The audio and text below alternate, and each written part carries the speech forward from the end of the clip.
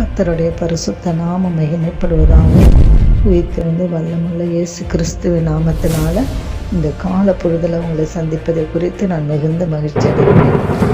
தேவ ஜனங்களே, இந்த நாளிலே கர்த்தர் நமக்கு கொடுத்திருக்கிற இறைவார்த்தையானது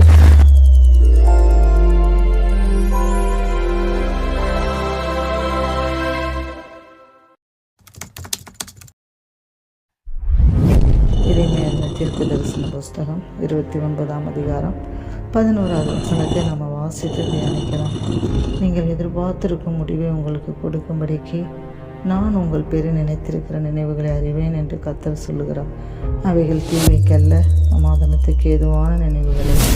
அன்பான தேவ ஜனங்களே, நீங்கள் எதிர்பார்த்திருக்கிற முடிவை உங்களுக்கு கொடுக்கும்படிக்கு இந்த நாளில் கர்த்தர் உங்கள் பேரில் நினைத்திருக்கிறார் என்பதை நீங்கள் ஒரு பொழுதும் மறந்துவிடக்கூடாது. நீங்கள் இந்த நாளில் என்ன காரியங்களை நினைத்திருக்கிறீர்கள்? உங்கள் வாழ்க்கையை குறித்து நினைத்திருக்கலாம், உங்கள் எதிர்காலத்தை குறித்து நினைத்திருக்கலாம், உங்கள் உத்தியோகத்தை, வேலையை குறித்து நினைத்திருக்கலாம், உங்கள் வீட்டில் இருக்கிறவர்களுடைய ரட்சிப்பை குறித்து நீங்கள் நினைத்திருக்கலாம்.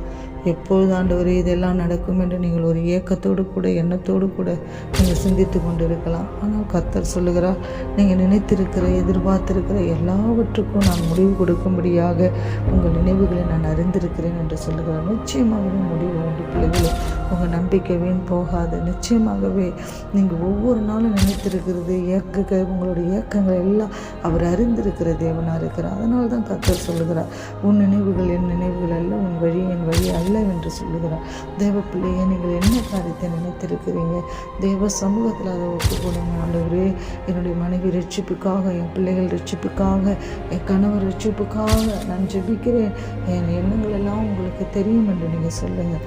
ஆண்டவரே, என்னுடைய வேலைக்காக நான் ஜெபிக்கிறேன். நான் எதிர்பார்த்திருக்கிறேன், எனக்கு ஒரு நல்ல முடிவு வரும், எனக்கு நல்ல ஒரு எதிர்காலமான ஒரு நல்ல வாழ்க்கை அமையும், துணை கிடைக்கும் என்று சொல்லி நான் எதிர்பார்த்திருக்கிறேன்.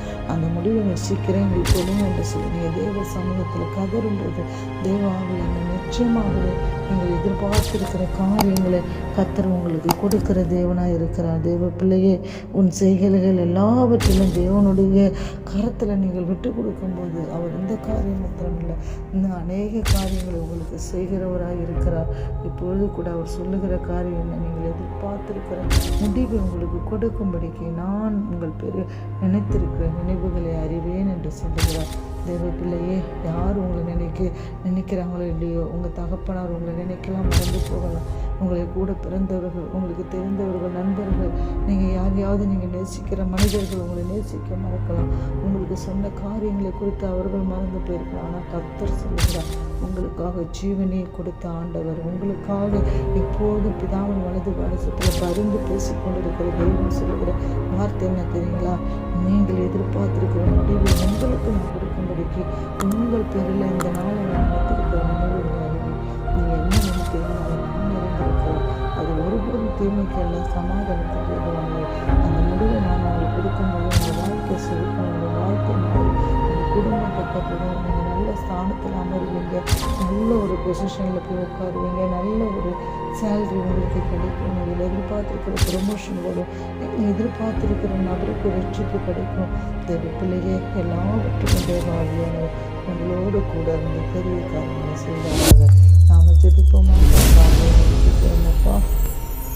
இந்த நாளில் இந்த காலங்களில் குறைந்த வசனத்தின் மூலமாக இதை கேட்குற ஒவ்வொரு பிள்ளைகளுடைய வாழ்க்கை நீங்கள் ரட்சிப்பை கட்டளையிடுங்கப்பா.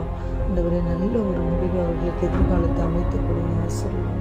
இயேசு நாமத்தில் ஜெபிக்கிறோம்.